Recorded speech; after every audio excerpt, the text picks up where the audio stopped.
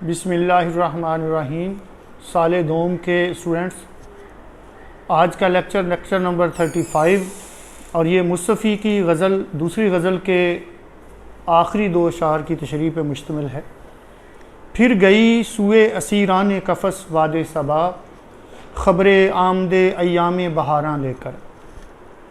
बादे सबा फिर कैदियों के पास बहारों की आमद की ख़बर लेकर गई है।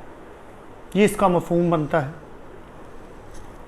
उर्दू शायरी में रवायती तौर पर ये मज़ामीन सदियों से चल रहे हैं।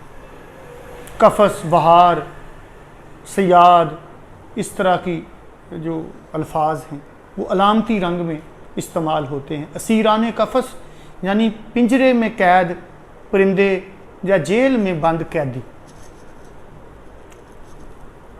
जो लोग बरसों से बेजुर्म ख़ता या किसी जुर्म की पादाश में जेल में कैद होते हैं, या वो परिंदे जिन्हें सयाद शिकारी जो है वो पकड़ कर कफ़स में या पिंजरे में डाल लेता है और उन्हें खुली हवाओं में, फ़िज़ाओं में आज़ादी से उड़ने नहीं दिया जाता, और वो अफराद जो जेल में डाल दिए जाते हैं और वो आज़ादी से घूम फिर नहीं सकते, अपने घर में नहीं आ सकते, तो उनकी ज़िंदगी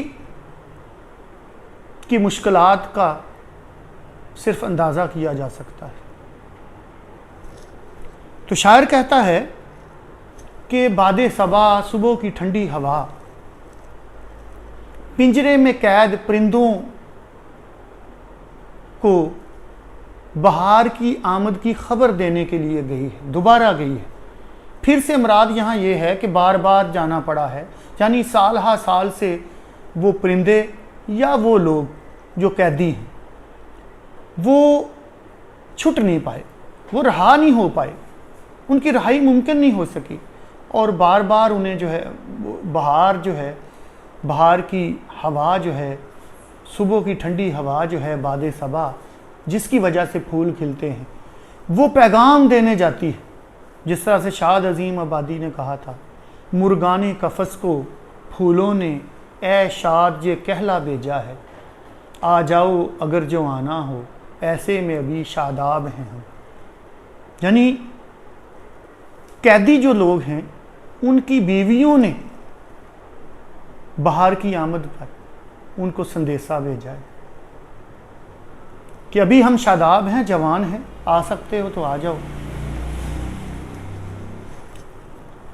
फैज़ ने कहा था, कफ़स उदास है यारो सबा से कुछ तो कहो, कफ़स उदास है यारो सबा से कुछ तो कहो, कहीं तो बहरे खुदा आज ज़िक्र यार चले।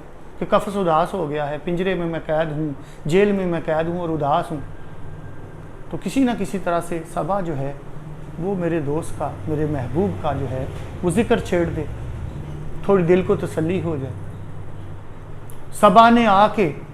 सबा ने फिर दरे ज़िंदा पे आके दी दस्तक, सबा ने फिर दरे ज़िंदा पे आके दी दस्तक, सहर करीब है दिल से कहो ना घबराए। ये भी फैज़ ने कहा है।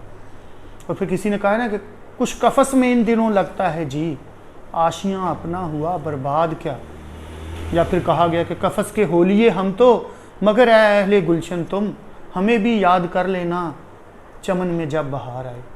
तो ये रवायती मज़मून है गज़ल का, लेकिन शायर ने जो है इसमें बड़ी अच्छी तराकीब का इस्तेमाल बड़ा अच्छा किया है।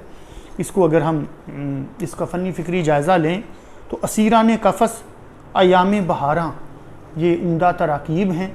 शेर अलामती रंग में कहा गया है, उन लोगों की बात की गई है, परिंदों की का जिक्र करके, कफ़स का जिक्र करके, वो लोग जो जेल में बंद हैं और जिन्हें रहाई नहीं मिल रही, अपने घर से दूर हैं। शेर अलामती रंग में कहा गया है, शेर मानवी फ़िक्री गहराई का हामिल है।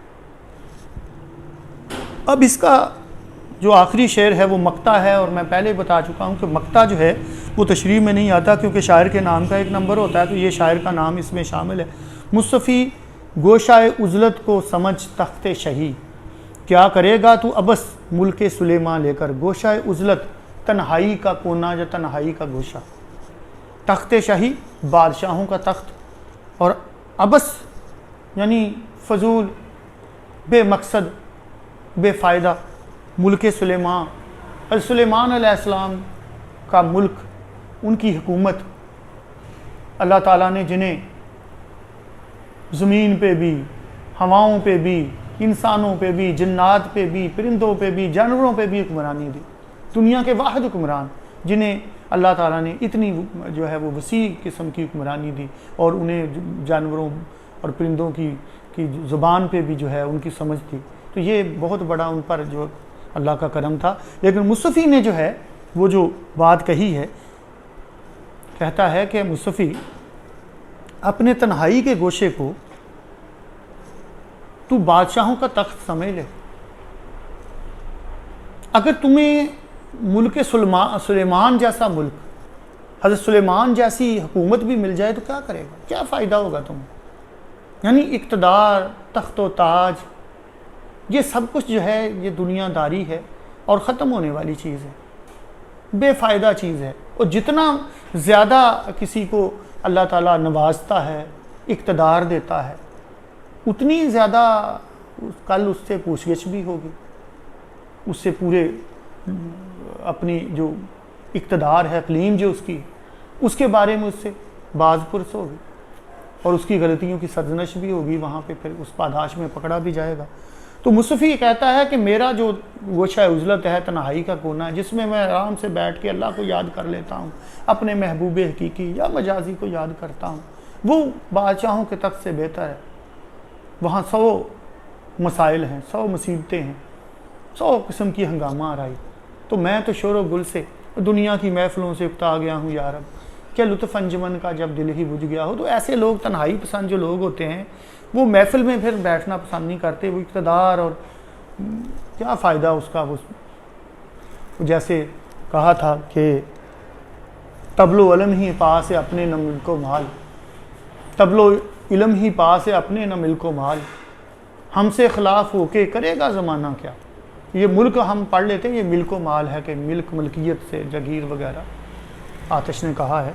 तो आज का ये लेक्चर जो है गोशा उजलत है, इसमें तख्ते शही है, ये तराकीब हैं और ये गज़ल का मक्ता है, इसकी वैसे भी बात कितनी करनी थी। Thank you very much. आज का